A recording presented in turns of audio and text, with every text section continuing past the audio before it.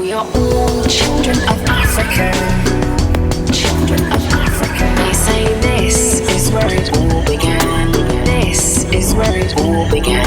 In a parched African landscape, man first put his foot to the ground, to the ground, to the ground, to the ground. Africa was our only home for tens of thousands of years, until a small handful of people made their way.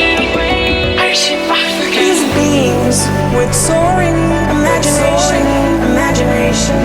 eventually flung themselves and their machines into interplanetary space.